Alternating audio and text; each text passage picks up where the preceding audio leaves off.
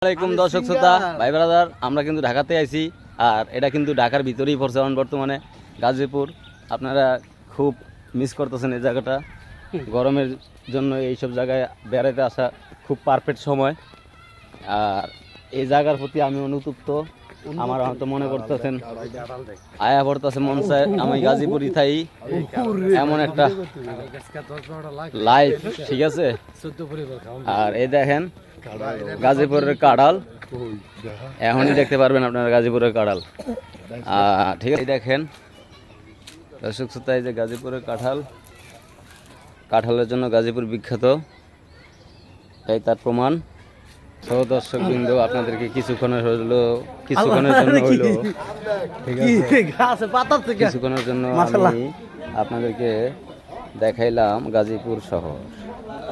এই দেখেন আমার গাছের উপরে ছোট্ট একটা গাছ, এখানে বড়